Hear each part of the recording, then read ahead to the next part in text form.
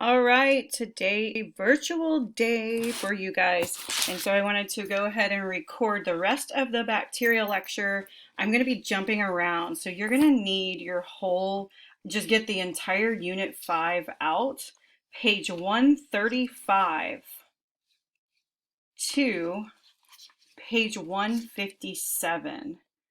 I would just go ahead and take the whole Unit 5 out and like staple it and have it all together. So your virtual labs that you're going to do are actually on paper. Yay. So 135 to 157 is what you're going to need today, and I am going to jump around, so be prepared to start flipping pages. Because I don't like the order that this is in, I wanted to do it in a little bit different order. So I left off on page 141 in the last ed puzzle, and so I want to go ahead and finish this, and then I'm going to start on biotechnology, and then there's 2 virtual labs. I am going to guide you through the beginning of one virtual lab, and then you're going to do the other one on your own, and then we'll kind of go over this stuff next time I see you. All right, so on page 141, we talked about genetic recombination in bacteria. So remember, the way that bacteria reproduce is binary fission, and they're making clones of themselves. And so we talked about genetic diversity and how is it that the genetic or the genome of a bacteria can be changed or altered. Well, one way was through mutations, but then we have these other 3 ways here that's called genetic recombination. So the first one is transformation, uptaking foreign DNA. The second one has to do with viruses inserting their genetic material into the genome of the prokaryote. And then the next one has to do with one prokaryote or bacteria transferring its genetic material to another prokaryote or bacteria. I'm just going to say bacteria. Prokaryote and bacteria, same thing. So we discussed transformation in our DNA unit. We're just like, hey, this mouse was injected with a pathogenic bacteria and it died. This mouse was injected with a non-pathogenic bacteria and it lived. This pathogenic bacteria was killed, the mouse lived, and then there is a little bit missing. There's a piece missing right here, and you're going to draw that in. Remember what this piece was. You would combine living R with heat killed S. So living R with heat killed S is going to kill a mouse. So what happened was the living R cells took up DNA from the dead S cells and became pathogenic. And that is a process called transformation. And so up to this point, remember I had said, so now I'm flipping the page 142. I had said that bacterial cells have one circular chromosome. And you're like, that's not a circle. So look at the red thing right here where my cursor's on. That is one circular chromosome that's just kind of jumbled up in that nucleoid region of the bacteria. But I had introduced a new idea or concept or whatever, that in addition to one circular chromosome, they have these other rings called plasmids that have just a couple of genes on them. And I said that you can think of plasmids as being like first aid kits or some kind of emergency kit. It's going to have just a few genes that are very, very specific for the survival of the bacteria, like antibiotic resistant genes. All right, and so we had already written this down. Plasmids can be manipulated, and the process of transformation can be used to the advantage of humans in a genetic engineering technique called gene cloning. And so that is why transformation is so important. So right here you have a regular bacteria. There's its chromosome, there's the plasmid. Remember, the plasmid is that like first aid kit, that little ring. What scientists will do is they'll take a plasmid out, genetically engineer it to have a gene of interest. And so in this example, our gene of interest is the human insulin gene. Insulin is a protein. Insulin is a chemical messenger that helps sugar be transported into the cells so that they can make ATP. So insulin is necessary for the production of energy. Some people are either insensitive to insulin or they don't produce insulin at all. So they have to take insulin shots. I'm sure you've heard of that by now. At this point in your life, you've probably heard of a person who needs to take insulin shots. Well, where does that insulin come from? Well, sometimes it can come from pigs. So they'll take the pancreas of pigs and they'll take the insulin and they'll sell it. But then sometimes you can have actual manufactured human insulin and it's a bacteria that has made it. So you take a plasmid, genetically engineer it to have the insulin gene, then you have a bacteria suck that plasmid back up and it starts to express that gene, and then you end up with human insulin. So anything that's a product, that's a protein, a pharmaceutical product that's a protein like insulin or even growth hormone, can be made or manufactured using bacteria through the process of genetic engineering and transformation. So pretty interesting stuff, I must say. Here's some other, and this isn't written down there, I would just write this at the bottom of page 142. What else can be done with this thing? It's called gene cloning, but it's also using the process of transformation in order for that bacteria to even take up the gene of interest. Transformation has to occur. So I think what's interesting, growth hormone can be made, proteins that dissolve blood clots in the heart for heart attack therapy can be made using bacteria, and then genes can be altered in bacteria, and then you release the bacteria and you genetically engineer a plasmid that makes a protein that's able to dissolve things like toxic waste. And then genes for pest resistance can be inserted into a plant. That doesn't really have much to do with bacteria, so I like to use these three as an example. And then insulin. We have a lab. It's called the PGLOW lab.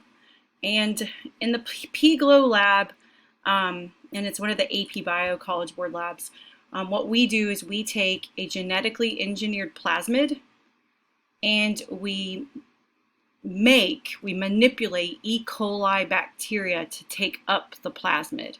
Well, the plasmid's genetically engineered to have this GFP gene. It's called a green fluorescent protein gene. And so it's the gene found in jellyfish that make them bioluminescent. And so if our bacteria takes up this plasmid and then we shine UV light on them, then they're going to glow like a jellyfish.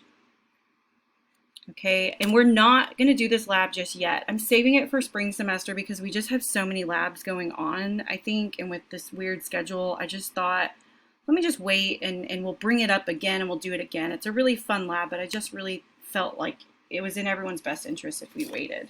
So that was transformation. We're going to talk about transformation again, but we got to finish up these notes. The other way that bacteria genetics can be recombined or recombinant genetics, genetic recombination, is through a process called transduction. And so I'm just kind of going into a little bit more detail. We've already written down transduction as a way that genetic recombination can occur, but I'm just going into a little bit more detail. Bacteriophages are viruses that infect bacteria. And so what you can see here is that the phage is going to inject its genetic material into the bacteria. And do you see how when the bacterial DNA is broken up and the virus DNA is broken up, there ends up a mixture of viral and bacterial DNA. And then when the new virus is assembled, you see the brown strand? Well, that was the bacteria's DNA, the original bacteria's DNA.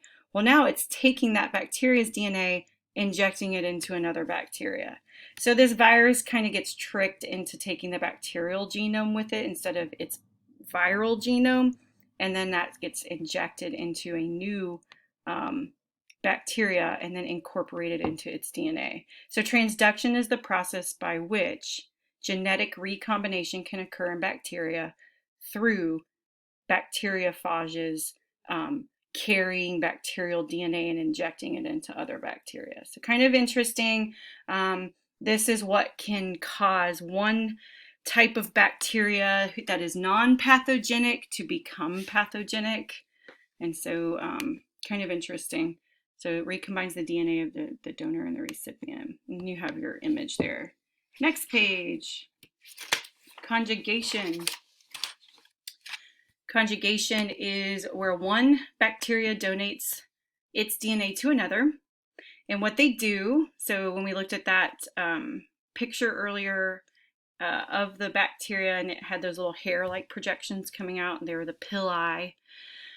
So one bacteria is going to donate its DNA to another, and it extends this thing called the sex pilus, and it shoots its DNA into the other bacteria. Usually this is going to happen when antibiotics are present and they're like helping each other survive. It's kind of crazy. So you have an antibiotic present.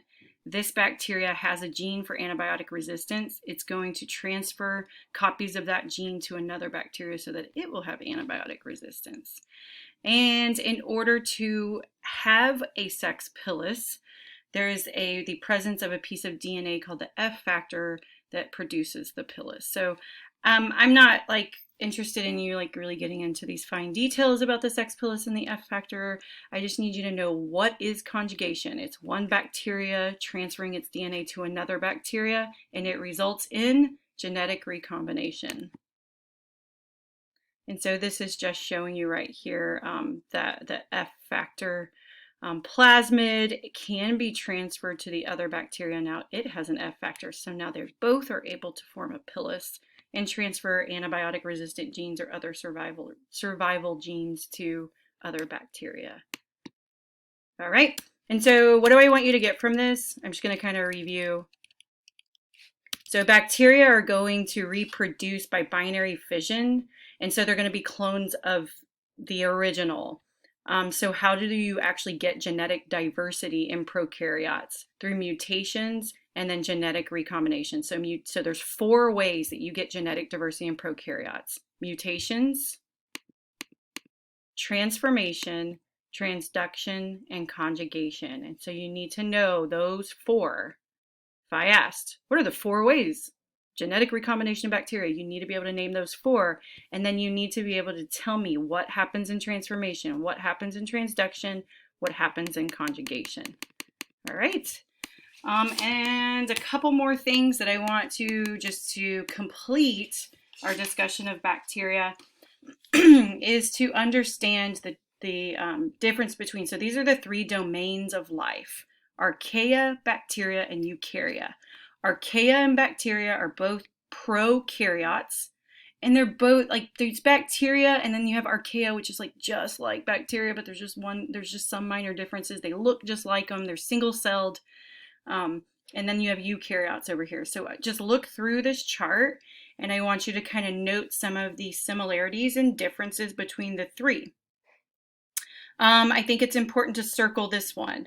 Archaea and bacteria both have chromosomes that are circular. Circle that. Archaea and bacteria, neither one of them have a nucleus.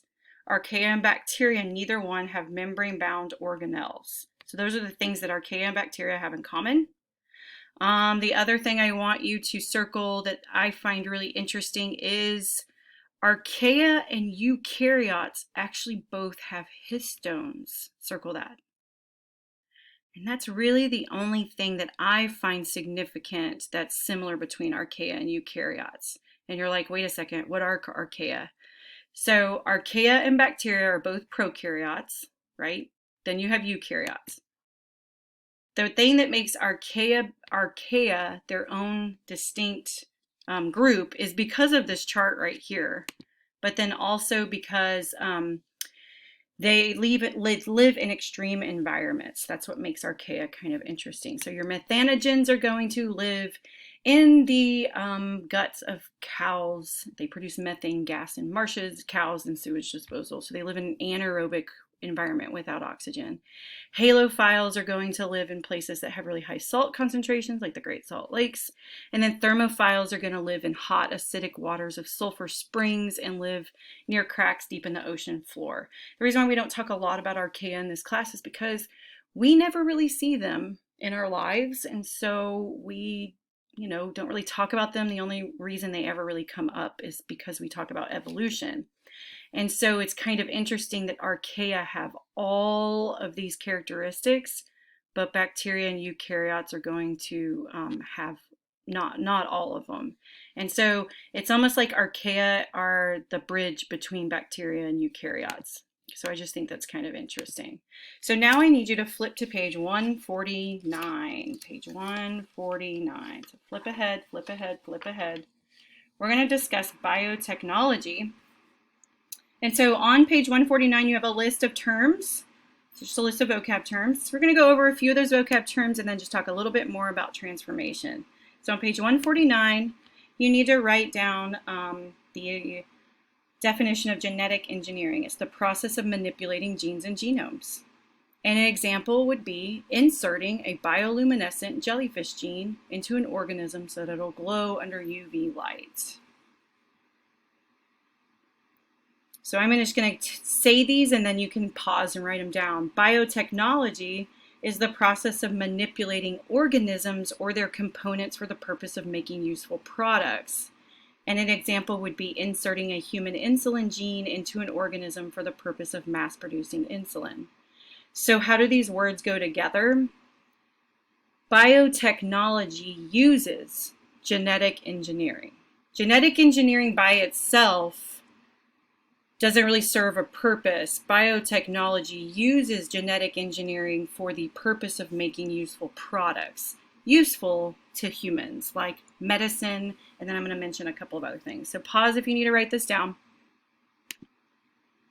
Here are pigs who have had a jellyfish bioluminescent gene inserted into their genome, and they glowed. Super cool.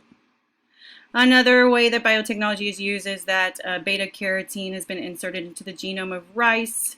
Especially in third world countries, this is really important because they lack nutrition, and so this is just another nutritious element that can be added to rice. And rice is very, not very expensive. So just another example. So it's vitamin A, beta carotene is put in.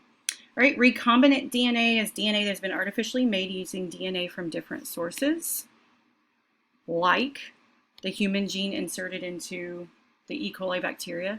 So genetic engineering involves recombinant DNA, and both of those are used for biotechnology. So I'm trying to help you kind of figure out how those three words go together. So I'll say that again. Genetic engineering is going to create recombinant DNA. And recombinant DNA is going to be used for biotechnology. So I should have put those words in a different order, but I didn't. So hopefully you got that down. Pause if you need to. And then gene cloning is the process by which scientists can produce, that should say produce, so if you can correct that, they can produce multiple copies of specific segments of DNA that they can work with in the lab. So genetic engineering is going to create recombinant DNA. Recombinant DNA and gene cloning are going to be used for biotechnology. Okay, so go over those words, those definitions. Please make sure that you put a star next to something that you're confused on there. Here are the applications of gene cloning. You saw this picture a little while ago, but I'm going to show it to you again. And so genetic engineering, where is the genetic engineering happening in this example? So let's say human growth hormone is being mass produced. The genetic engineering is happening when a plasmid is created that's going to include the gene, the human gene for growth hormone. That's the genetic engineering part. The recombinant DNA is the plasmid itself. So the plasmid has a human gene in it. It's been genetically engineered. And then the gene cloning part is when the bacteria is reproducing by binary fission, it's going to copy that plasmid over and over again. And then the biotechnology piece to that is that human growth hormone is being mass produced. All right, so if you genetically engineer a plasmid, you make the bacteria uptake that plasmid. The bacteria is expressing that human gene that's in the plasmid, making the protein product. You now are mass producing a protein, a pharmaceutical protein that can then be sold and used for people who lack that protein, like people who lack human growth hormone, or people who need a protein that dissolves blood clots and whatnot. All right, so that is transformation in a nutshell, or gene cloning in a nutshell. Let's talk a little bit more about transformation here. Go to page 155. Page 155. So how exactly is that plasmid made? So we know that that plasmid is this little circular piece of DNA that gives the bacteria a survival advantage. You've already written that down, what a plasmid is. If you want to rewrite it, you can pause. We just said that we've already gone over this picture, that gene cloning is genetically engineering a new plasmid that the bacteria will take up, all right? And so what tools are used to make that plasmid? So restriction enzymes are used to cut DNA, and you're going to see the word restriction enzymes again when we talk about gel electrophoresis. So you're going to want to write that down. A restriction enzyme is an enzyme used to cut DNA. When the DNA, or in this situation, the plasmid, is cut, it's going to have something called a sticky end. And I'm going to show you a picture of what that is in a minute. So just write this down. I'm going to show you what a sticky end is. So you cut a plasmid open, you insert a new DNA fragment, ligase seals it all together. Now this plasmid is called a cloning vector. All right, there's so many words for words in this lecture. I understand that, I realize that. So genetically engineering DNA, a plasmid's cut open, you put a new DNA fragment in it, ligase seals it, now it's called what's called a cloning vector. It's carrying the DNA sequence of interest that you want to have copied. So in our interest here is, or our examples here are human insulin gene, growth hormone gene, bioluminescent jellyfish gene, the things that the bacteria would not normally have, but that you can manipulate it to express. All right, so here is just the steps going through what I just said, what I just said the tools are. I can't talk right today. Forgive me. I'm not re-recording this, so you're just going to have to deal with it. Sorry. So you have the plasmid. Here is a site on the plasmid right here, because remember the plasmid is just a little circular DNA that has a bunch of different genes on it. Here's the plasmid right here. The restriction enzyme cuts the plasmid at a specific site. So now you can see what is actually a sticky end. A sticky end is a little strand of DNA where the bases are not paired yet. So they're desperate to pair. T is desperate to find an A is desperate to find a T, and so on and so forth. So you now have these things called sticky ends. Well, conveniently, your gene of interest that you want inserted into that plasmid has the match for those sticky ends, and it fits in perfectly right there. And then DNA ligase is going to seal it. All right? So that is how a new plasmid is made. So then how do you get the bacteria to actually take up the new plasmid? So you're going to need to write down these steps on the bottom of page 155. Write down these steps. You take your bacteria, like E. coli, and you mix it with a little solution that has all the plasmids in it. All right? So that's what we would be doing in the lab. What we will do next semester is we're going to actually physically take E. coli bacteria in a genetically engineered plasmid, one that's already been made. So if you can kind of look at this, so we're going to take our bacteria, we're going to take a solution that has genetically engineered plasmids in it, we're going to mix them together. Our gene of interest in our lab next semester is going to be the bioluminescent jellyfish gene. Okay? Then what we're going to do after we mix the plasmid with the bacteria, we want the bacteria to suck the plasmid up into its cell and then start expressing it. We heat shock them, which means we make them really, really hot, then really, really cold, and they get stressed out, and that's when they're more open to sucking up foreign DNA when they're stressed out. Like, here's my last ditch effort to find something. Kind of like in like the horror films, I guess, when you see someone has entered into the house and the last ditch effort, she like grabs a pencil, I don't know, to try to defend herself. Or it's always like a female, it seems like in those movies, but I guess it could be a male too. It's the last ditch effort to find something to help it survive. And so it sucks up the plasmid. So then when we plate the transformed bacteria, we plate it on agar. And so and you'll see that in one of the virtual labs. You put it on agar, which has all the nutrition source, and then we incubate it and we watch for the expression of the foreign DNA. So in the beginning, our bacteria should not be glowing. in the end, our bacteria should be glowing if it's actually expressing the bioluminescent jellyfish gene and producing that green fluorescent protein. Okay, so pause if you need to keep writing. And that's what the protein that we're going to put into our bacteria cell when we do that lab. And so since we're not doing that lab, I do want to kind of switch over and do a couple of virtual labs just to kind of, you know, kind of take a little break from the breakout rooms and all of that stuff. I thought this would be nice.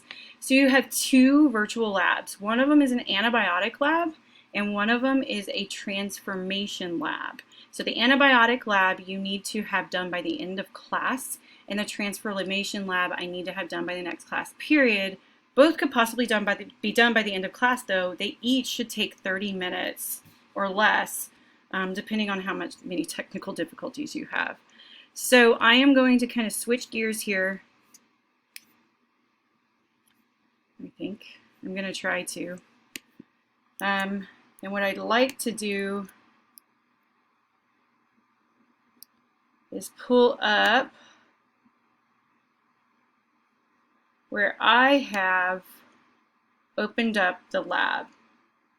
So the first one, so if you go back to the antibiotic lab, and I'm going to kind of walk you through. This is going to be kind of a little bit longer video than what you're used to, but I'm not just going to say, here's two virtual labs, just do them. I want to kind of walk you through the first one, and then you can do the second one on your own.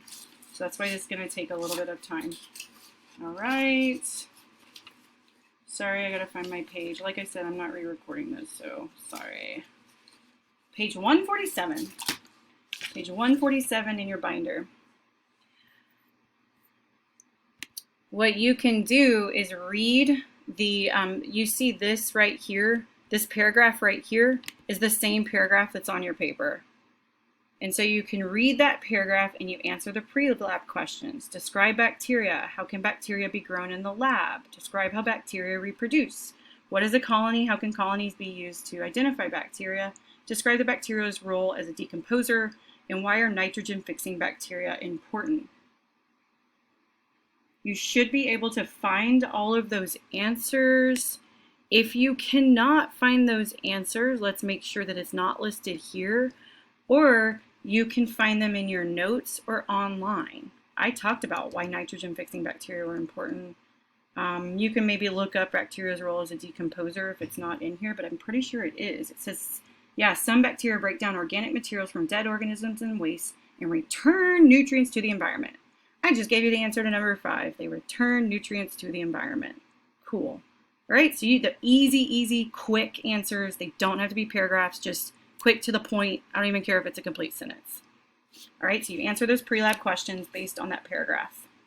Then describe how bacteria cultures are grown and investigated in a virtual lab. So turn the page.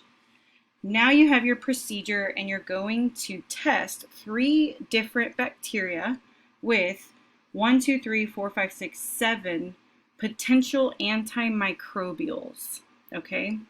And so you're just going to inoculate the agar in the petri dish by clicking on one of the test tubes containing the pathogenic bacteria, like that. So you're inoculating it. Cool. There you go. There's your petri dish with your agar. Yay, got it. Then it says vials 1 through 7 contains filter paper discs that have been soaked in antimicrobial agents such as soap, bleach, disinfectant, penicillin, amoxicillin, erythromycin, and sterile water. So penicillin, amoxicillin, and erythromycin are all antibiotics. What does the sterile water serve as? Well, I hope you know it serves as a control. So drag a disc from each vial and place it in the petri dish. Whee! So I'm going to just drag and drop it. And it's important to watch me do this because students last year were confused on something, and I want to just make sure I show it to you. I'm not doing the whole lab for you. I'm just doing the first part. All right. Then it says at any time, blah, blah, blah. You can learn about them by clicking to the left. Click on the incubator to place the dish in it and turn it on by pushing the red button. Okay. And then we are waiting a pretend 24 hours. All right. Then I click the incubator. Now I see something called the zone of inhibition. What's really, really important for you to know here, the brown is not the bacteria. The brown is the absence of bacteria. The blue is the bacteria growing. Okay, that's really important for you to know. This is called the zone of inhibition. That means that diameter is how much that substance inhibits bacterial growth. So number one was I'm assuming number one was the sterile water, okay? So you're going to number each one. So if the sterile water was number one, your data is going to be 0, all right? Because there's no zone of inhibition, so you're gonna write 0. You pick up your ruler and you go to number 2. How many millimeters was that? 5, 10. So I'd say about 14. The zone of inhibition for number 2, which I'm assuming is antibacterial soap, you would write down 14. The zone of inhibition for number 3, you would write down 30. For number 4, you would write down 20. For number 5, you would write down 10. For number 6, you would write down 12. And number 7, you would write down like 25. For number 7, you write down 25. So those are your zones of inhibition. Remember, I clicked on Staph aureus. The bigger the zone of inhibition, the better the substance works as an antimicrobial agent, okay? That's the point of this lab. If you ever take an not antimicrobial. If you ever take a microbiology class, you will be actually doing this in the lab. It's really cool. That was like my favorite class ever was microbiology. So the conclusion questions, what's the zone of inhibition? Which chemical had the largest? Which chemical had the smallest? Just answer those just real quick after you've done written down all of your numbers. And then you just take a picture of page 147, 148, and you submit it on Teams. Then you go to page the transformation lab, which is on page 156. So now you're going to do, so this is all about antimicrobials and bacteria. Now you're going to do an actual transformation lab. So I already have this open. Here you go to www.mrhwang.com/biosim.htm, and then you need to make sure that your Flash player is working and that you allow it, okay?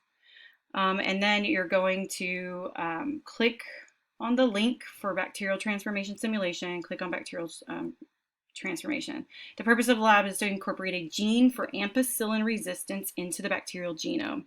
So a plasmid has been genetically engineered to have a gene that makes the bacteria resistant to the antibiotic ampicillin. All right, and so just kind of click through some of these. I got lucky. The first thing I clicked on gave me the answer to number 1. What is calcium chloride used for? It tells you right there. What is the hot water bath used for? Where is the hot water bath? Could it be here? Whoa, I got it. What is that used for? That's the answer to number 2. What's the cold water bath used for? That's the answer to number 3. What does control agar not have? So look around. Where is it? Boom, right here. Control agar does not have penicillin. Google ampicillin, what is it? And then list the brief step-by-step instructions for your experiment. Brief step-by-step instructions that it takes you through, okay?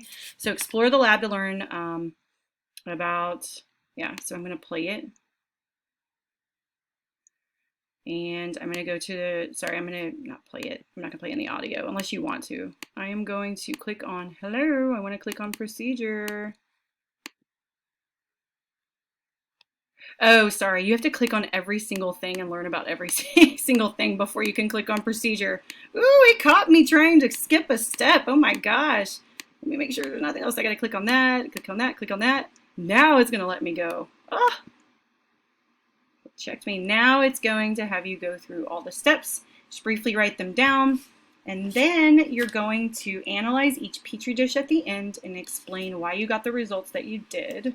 Why was there less growth in Petri dish 2 compared to Petri dish 1?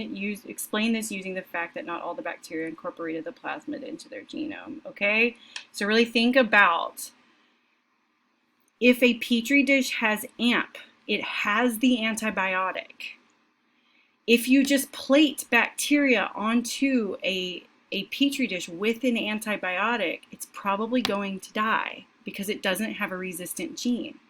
But if your bacteria has been successfully transformed with the genetically engineered plasmid, it will grow on the antibiotic because it will have antibiotic resistance. All right? Do your best on this. Email me if you have questions, or if I would really try to get this knocked out so that you can come to office hours in the morning if you need help with it. And then enjoy the rest of your day, and I will see you next class period. See you later. Bye.